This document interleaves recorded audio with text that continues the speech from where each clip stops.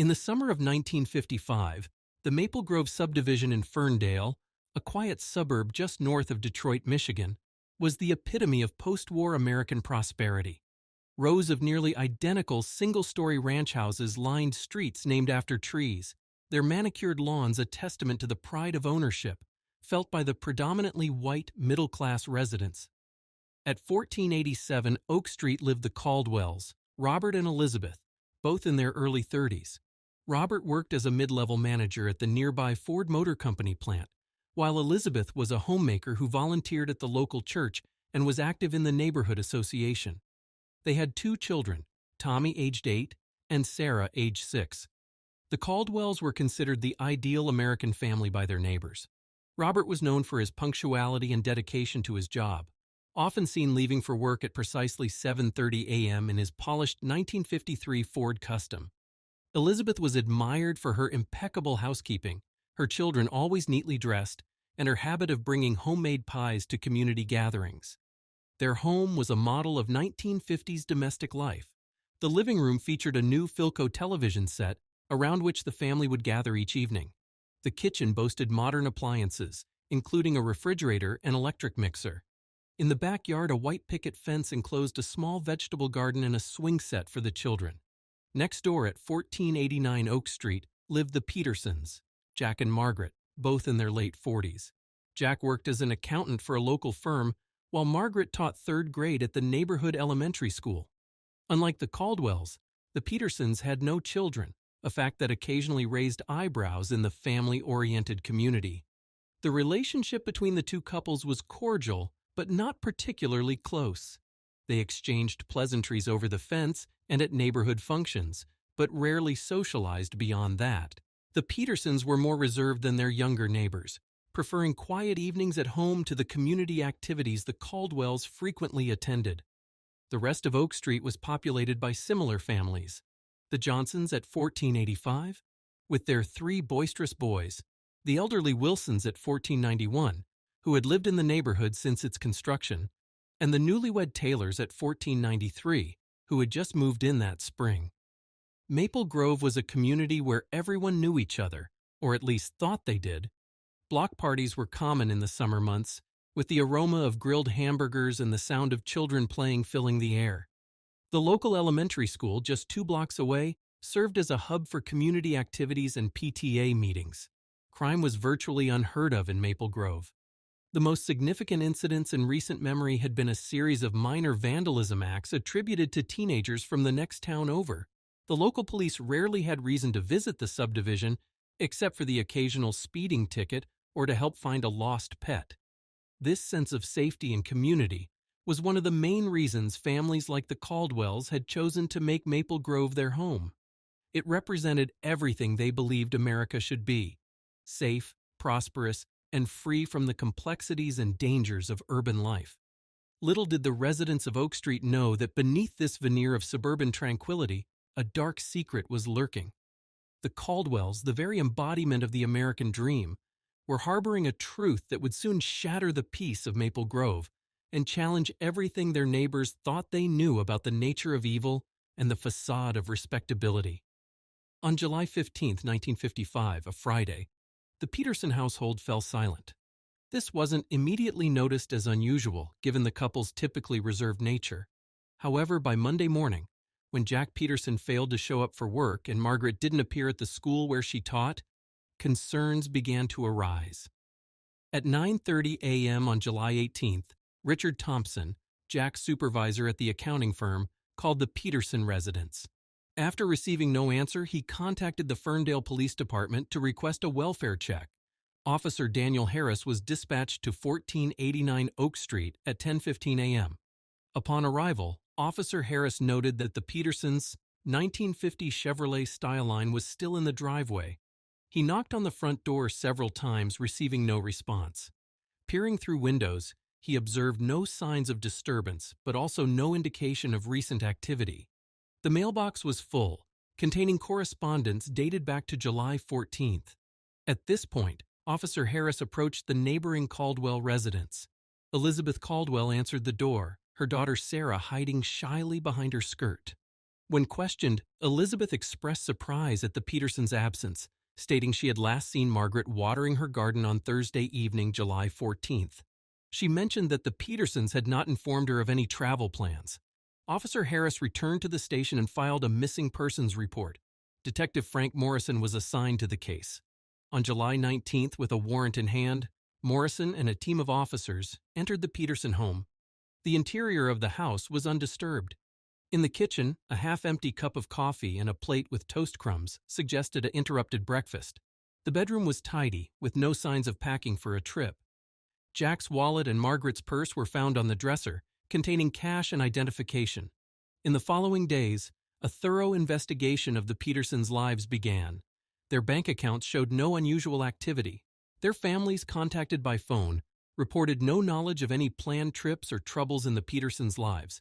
Interviews with neighbors and co-workers painted a picture of a quiet, reliable couple with no known enemies. The Johnsons from 1485 Oak Street recalled hearing a car drive away late on Thursday night, but thought nothing of it at the time. The elderly Wilsons mentioned seeing lights on in the Peterson house around 11 p.m. on Thursday, which was unusual for the early-to-bed couple. As news of the disappearance spread, the peaceful atmosphere of Maple Grove began to change. Residents started locking their doors at night, a practice many had previously deemed unnecessary. Parents kept a closer eye on their children playing outside. The local newspaper, the Ferndale Gazette, ran a front-page story on the missing couple, prompting a flood of calls to the police station with potential leads. Most of these leads proved fruitless. A waitress at a diner 20 miles away thought she had served the couple breakfast on Friday morning, but security camera footage proved her mistaken. A gas station attendant in Ohio reported seeing a couple matching the Petersons' description, but this too was a dead end. 2 weeks into the investigation with no substantial progress made, Detective Morrison decided to broaden the scope. He ordered a more detailed examination of the Peterson house and began looking into the couple's past, searching for any hidden conflicts or secrets that might explain their sudden disappearance. On August 2nd, a breakthrough came in the form of a discovery in the Petersons' basement. Behind a false wall, officers found a locked safe. When opened, it contained $50,000 in cash and documents suggesting Jack Peterson had been embezzling from his firm for years. This revelation added a new dimension to the case, raising questions about whether the disappearance was voluntary. However, the embezzlement theory didn't fully fit. If the Petersons had planned to run away, why leave behind such a significant sum of money? And why abandon their car? These questions led Morrison to consider a more sinister possibility, that the Petersons might have met with foul play, possibly related to Jack's financial crimes.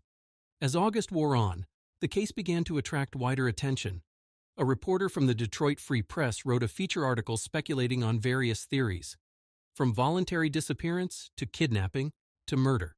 The FBI became involved, given the potential interstate nature of the crime, if the Petersons had indeed fled. Throughout this period, the Caldwells remained a constant presence in the investigation. As the Petersons' next-door neighbors, they were interviewed multiple times. Robert and Elizabeth consistently expressed shock at the situation and offered to help in any way they could. They allowed police to search their property and provided character references for the missing couple. Elizabeth, in particular, became a source of support for the community. She organized a neighborhood watch program and hosted meetings in her home to discuss safety measures. Robert used his connections at Ford to distribute missing persons flyers across the company's extensive network. Yet as weeks turned into months with no resolution, the intense focus on Oak Street began to wane. The police maintained an active investigation, but leads were scarce. The Petersons' house stood empty, a silent reminder of the mystery that had shaken the quiet suburb.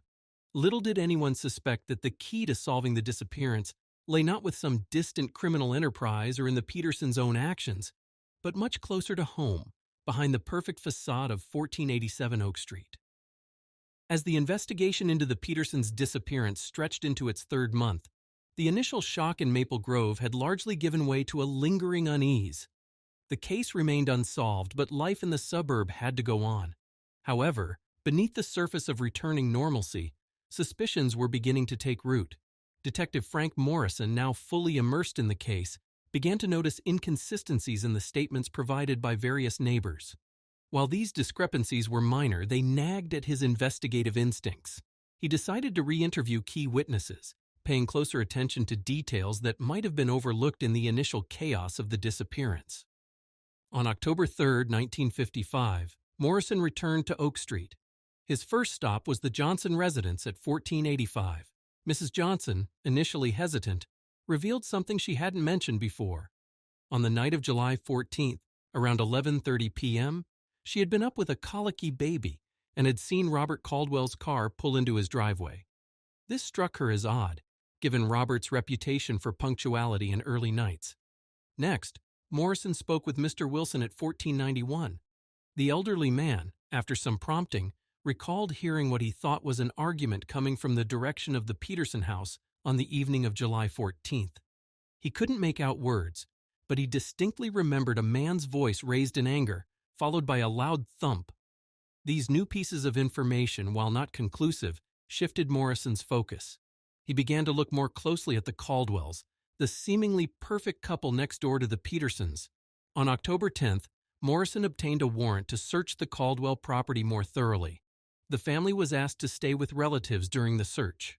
Over the course of 2 days, investigators combed through the house and yard, looking for anything out of the ordinary. In the garage, they found traces of bleach on the concrete floor, forming a pattern consistent with cleaning up a large spill.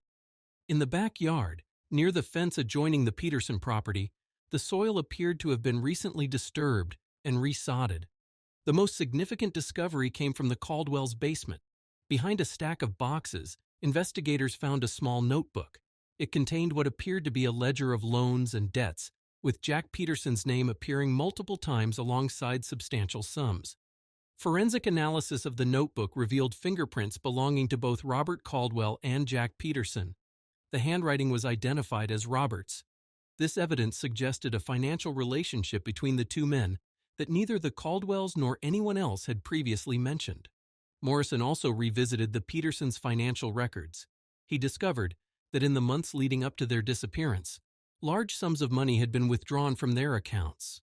The timing of these withdrawals coincided with entries in Robert Caldwell's notebook.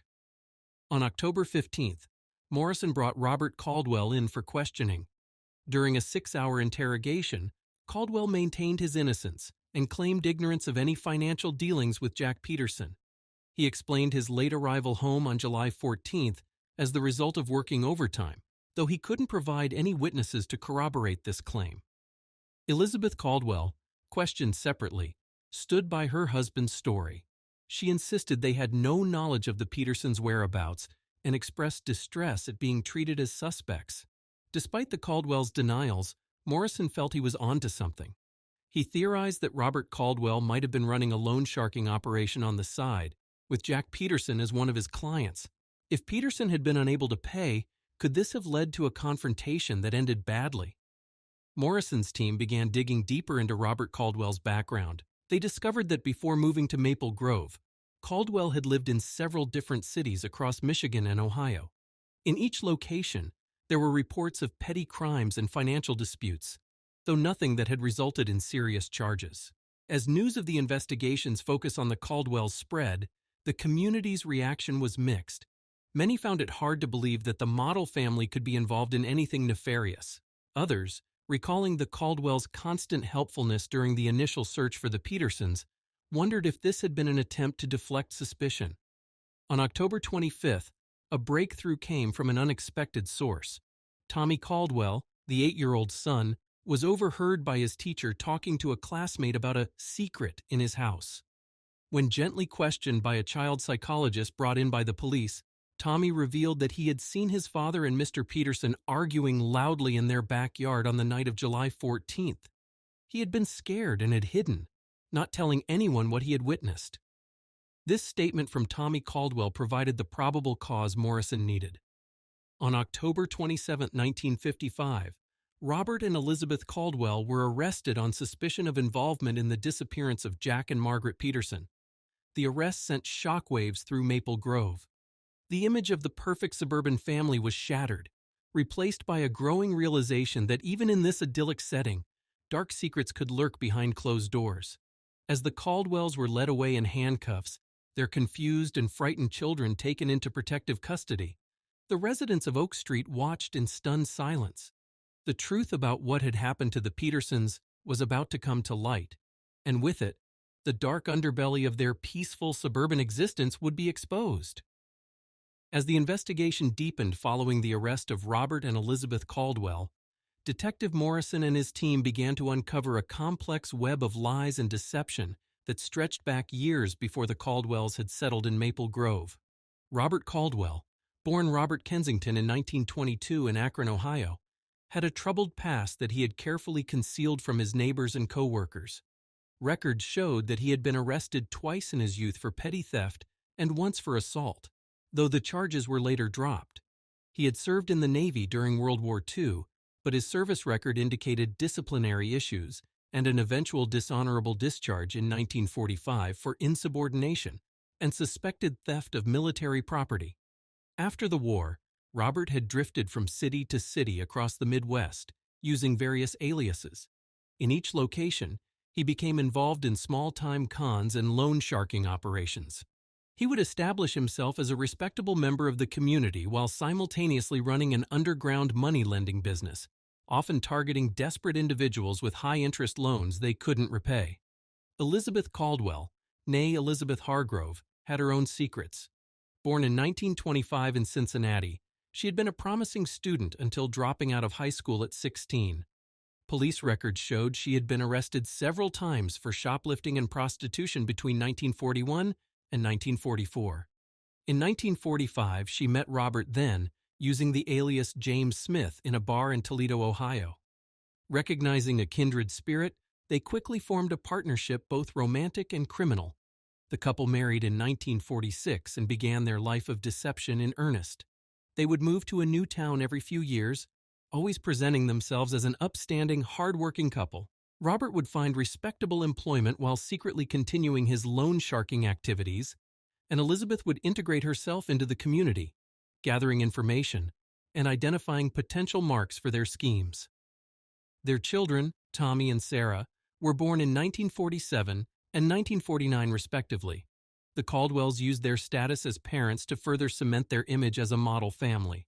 However, interviews with Child Protective Services revealed that both children had been subjected to emotional manipulation, being trained from a young age to keep family secrets and present a perfect facade to the outside world. The Caldwells' arrival in Maple Grove in 1953 had been carefully planned. They had selected the Detroit suburb for its growing prosperity and the opportunities it presented for Robert's illicit business. Robert's job at Ford was legitimate, obtained through forged credentials, but it served primarily as a cover for his true activities. As investigators dug deeper, they discovered a pattern of mysterious disappearances in the towns where the Caldwells had previously lived. While never directly linked to these incidents, the couple had always moved shortly after each occurrence. The Petersons, it turned out, were not the first victims of the Caldwells' darker activities. In each of their previous locations, individuals who had borrowed money from Robert and failed to repay had vanished without a trace. The Caldwells had perfected a system of making people disappear while maintaining their own spotless reputation.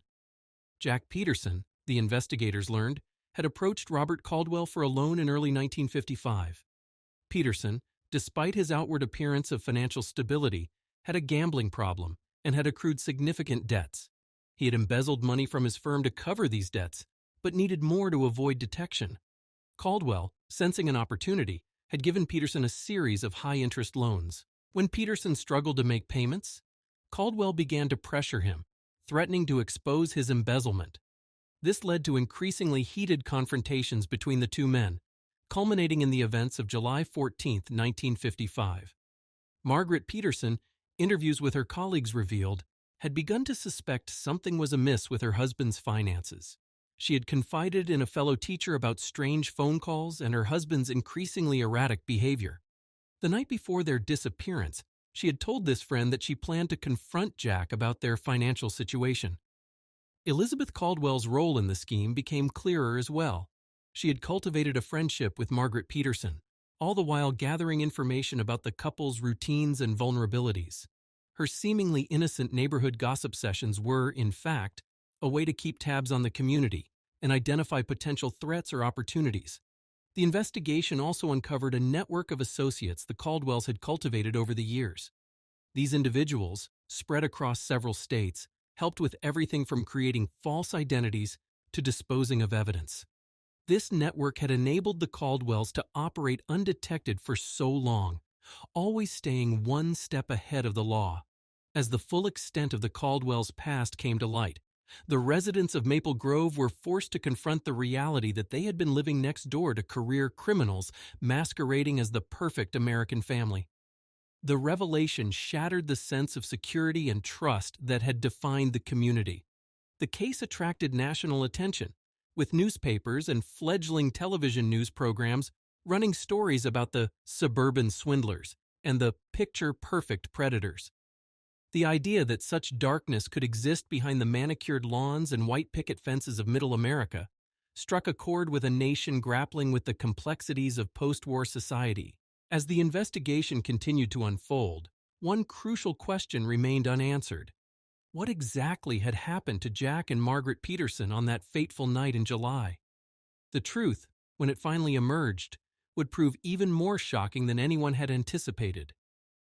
As the investigation into the Caldwells' past continued, the primary focus remained on uncovering the truth about Jack and Margaret Peterson's disappearance. The breakthrough came on November 12, 1955, nearly 4 months after the Petersons had vanished.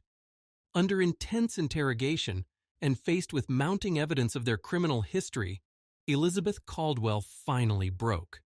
In exchange for a plea deal, she agreed to provide a full account of what had transpired on the night of July 14, 1955.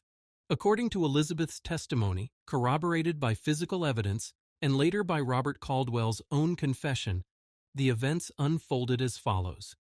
On the evening of July 14th, Jack Peterson had come to the Caldwell home in a state of extreme agitation. He had lost a significant sum of money gambling and was unable to make his loan payment to Robert. The two men began arguing in the backyard, their voices rising as the confrontation escalated. Margaret Peterson, concerned by her husband's absence and having overheard part of the argument, came to investigate. She threatened to expose Robert's loan sharking operation, which would have jeopardized the Caldwells' entire operation and lifestyle. In a moment of panic, Robert Caldwell struck Jack Peterson with a garden tool, killing him instantly. Margaret, witnessing her husband's murder, attempted to flee but was quickly subdued by Elizabeth, who had been alerted by the commotion. Realizing the gravity of the situation, the Caldwells made a quick decision to eliminate both Petersons to cover their tracks. They subdued Margaret and over the next few hours, meticulously planned how to dispose of the bodies and evidence. The Caldwells wrapped the bodies in plastic sheeting and stored them temporarily in their basement. They then spent the night cleaning the crime scene, using bleach to remove bloodstains from the patio and garage floor. Over the next 2 days, while maintaining their normal routines to avoid suspicion, the Caldwells disposed of the Petersons' bodies. They dismembered the corpses in their basement, placing the remains in several large suitcases. These suitcases were then transported in the trunk of their car to various remote locations across the state, where they were buried in deep, unmarked graves. The Caldwells' children, Tommy and Sarah, were kept upstairs during these events, told that their parents were doing a deep cleaning of the basement. However, Tommy had sneaked downstairs at one point, witnessing part of the cleanup, which explained his later comments to his classmate. Elizabeth's confession led investigators to several of the burial sites. On November 15th, the first set of human remains was discovered in a wooded area about 50 miles north of Detroit. Over the next week, more remains were found at 4 different locations, eventually providing enough evidence for a positive identification of Jack and Margaret Peterson. The discovery of the bodies and the gruesome details of the murder shocked the community of Maple Grove and the nation at large. The idyllic suburb became the center of a media frenzy, with reporters from across the country descending on Oak Street. Forensic analysis of the Caldwell home revealed traces of blood in the basement and garage, despite the couple's thorough cleaning efforts. DNA testing, still in its infancy in the 1950s, was used in this high-profile case, helping to match the blood to the Petersons' remains.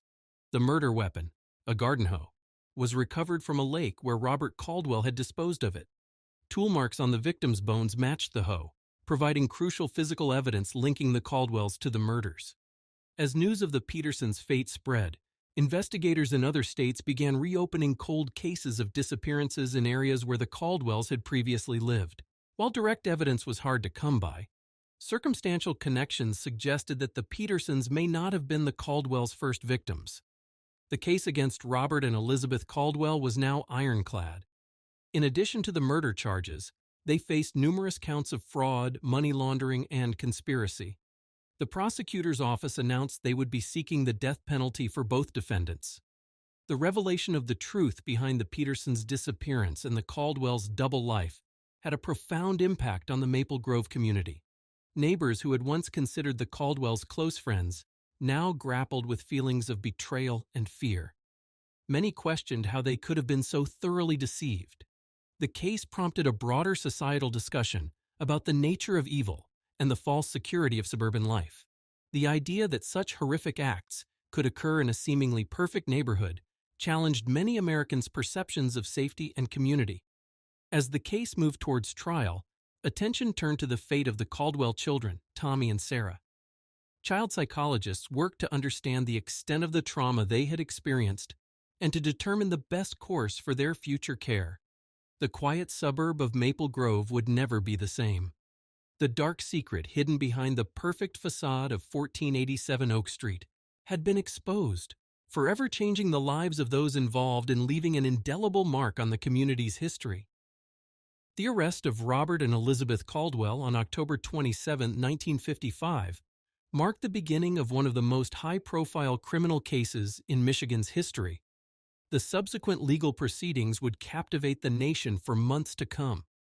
On December 5, 1955, Robert and Elizabeth Caldwell were formally charged with 2 counts of first-degree murder, multiple counts of fraud, money laundering, and conspiracy. The prosecution, led by District Attorney Harold Benson, announced their intention to seek the death penalty for both defendants. The preliminary hearing began on January 10, 1956, at the Oakland County Courthouse. The courtroom was packed with journalists, curious members of the public, and former neighbors of the Caldwells. Security was tight, given the high-profile nature of the case and the intense public interest. During the hearing, Detective Frank Morrison presented the bulk of the evidence against the Caldwells. This included Elizabeth's confession, forensic evidence from the crime scenes, financial records detailing Robert's loan sharking operation, and testimony from individuals who had dealings with the couple in other cities. The defense team, led by prominent criminal attorney James Donovan, attempted to have Elizabeth's confession thrown out, arguing that it was coerced. However, Judge Martin Lawson ruled the confession admissible, citing the voluntary nature of Elizabeth's statement and the corroborating physical evidence. On February 15, 1956, Judge Lawson determined that there was sufficient evidence to proceed to trial. The Caldwells were remanded to custody without bail, given the severity of the charges and their history of using false identities. The trial itself began on April 2, 1956. The prosecution's case was methodical and comprehensive. Over the course of 3 weeks, they presented forensic evidence linking the Caldwells to the murder scene and disposal sites, financial records showing Robert's loan sharking activities and Jack Peterson's debts, testimony from former associates of the Caldwells in other cities, establishing a pattern of criminal behavior, expert psychological testimony on the manipulation of the Caldwell children, Elizabeth's recorded confession, which provided a detailed account of the murders. The defense strategy, meanwhile, focused on portraying the Caldwells as victims of circumstance. Donovan argued that Jack Peterson had been the aggressor, and that Robert had acted in self-defense. He also attempted to paint Elizabeth as a battered wife who had been coerced into participating in her husband's schemes. However, this defense began to crumble under cross-examination. Former associates of the Caldwells testified to Elizabeth's active and willing participation in their various cons and schemes. The prosecution also presented evidence of Elizabeth's criminal history predating her relationship with Robert. On April 25th, in a surprising turn of events, Robert Caldwell changed his plea to guilty. In a statement to the court, he took full responsibility for the murders and his criminal enterprise, insisting that Elizabeth had acted under his influence and threats. This development threw the defense into disarray. Elizabeth's attorneys quickly moved to have her tried separately, arguing that Robert's confession and acceptance of blame materially changed their defense strategy. Judge Lawson granted the motion for separate trials. Robert's guilty plea was accepted, and the penalty phase of his trial began immediately. The prosecution pushed hard for the death penalty, citing the premeditated nature of the murders and the couple's long history of criminal activity. On May 2, 1956, Robert Caldwell was sentenced to death. The judge, in his statement, described Caldwell as a predator hiding behind a mask of respectability and stated that his crimes warranted the ultimate punishment. Elizabeth's trial began on May 15th. Her defense team, now led by Sarah Bennett, a rising star in criminal defense, pursued a strategy of depicting Elizabeth as a victim of Robert's manipulation and abuse. They brought in psychologists who testified about patterns of coercive control in abusive relationships. The prosecution, however, systematically dismantled this narrative. They presented evidence of Elizabeth's active participation in the couple's crimes, including her role in planning and executing the murders of the Petersons. Former cellmates testified that Elizabeth had shown no remorse and had even boasted about her ability to manipulate others. On June 7th, after 3 days of deliberation, the jury found Elizabeth Caldwell guilty on all counts. In a separate penalty hearing, they recommended life imprisonment without the possibility of parole, which the judge accepted. The sentencing of the Caldwells brought a sense of closure to the community of Maple Grove, but the effects of their crimes would be felt for years to come. The case had exposed the vulnerabilities of suburban life and challenged assumptions about safety and trust in close-knit communities. As the legal proceedings concluded, attention turned to the broader implications of the case and its impact on American society. The story of the Caldwells was far from over, as appeals, further investigations, and the long-term consequences of their actions would continue to unfold. The conclusion of the Caldwell trials marked the beginning of a long process of healing and introspection for the community of Maple Grove and beyond. The case had far-reaching consequences that would be felt for years to come. In Maple Grove itself, the immediate aftermath of the trials was a period of profound disillusionment. Many residents struggled with feelings of guilt and shame, questioning how they could have been so thoroughly deceived by the Caldwells. The Neighborhood Watch program, ironically started by Elizabeth Caldwell, was disbanded and then re-established under new leadership, with a focus on building genuine community connections rather than mere surveillance. The Peterson house at 1489 Oak Street stood empty for months, a grim reminder of the tragedy. Eventually, in late 1957, it was purchased by a young couple from out of state who were unaware of its history. When they learned the truth, they chose to stay, viewing their presence as part of the healing process for the street. The Caldwell house at 1487 Oak Street faced a different fate. After being thoroughly searched by police, it was seized by the state.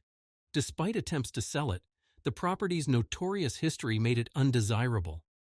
In 1960, the city of Ferndale decided to demolish the house and turn the lot into a small memorial park dedicated to victims of violent crime.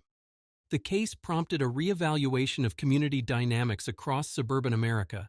Sociologists and psychologists studied the Maple Grove case extensively, leading to new insights into the false sense of security that permeated many suburban areas. This research influenced community planning and law enforcement strategies in the following decades. The media attention surrounding the case had significant impacts as well. Several books were written about the Caldwells, including a best-selling true crime account titled Behind the Picket Fence by journalist Michael Stern. In 1962, a Hollywood film loosely based on the events, Suburban Nightmare, was released, starring Gregory Peck as a detective inspired by Frank Morrison.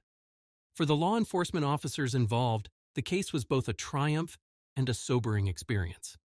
Detective Frank Morrison, hailed as a hero for his persistence in solving the case, wrote a memoir detailing the investigation.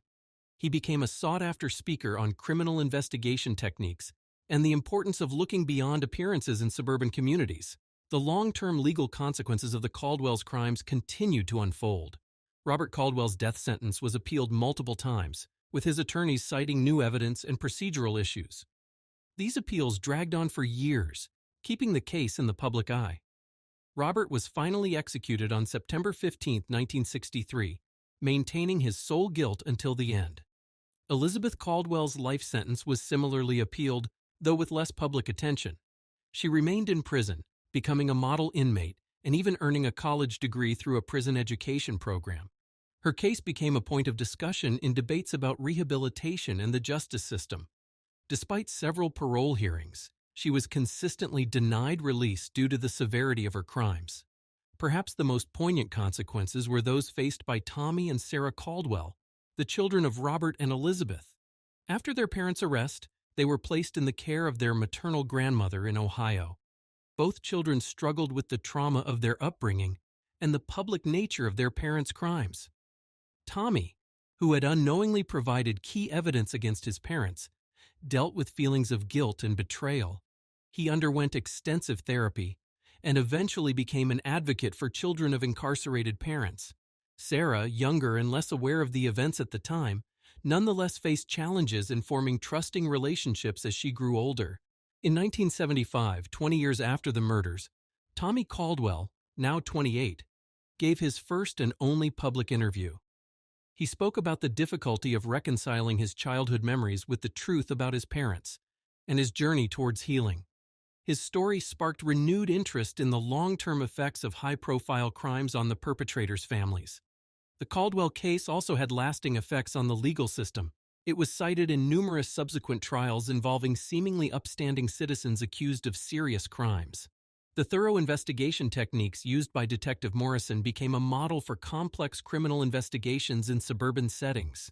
In the decades following the trials, Maple Grove slowly recovered its sense of community, though with a more realistic understanding of the potential for hidden dangers. Annual community events were established to promote genuine connections among neighbors, with an emphasis on substance over appearance. By the turn of the 21st century, the Caldwell case had become a part of Michigan's cultural history, taught in schools as a cautionary tale about appearances and the importance of genuine community bonds.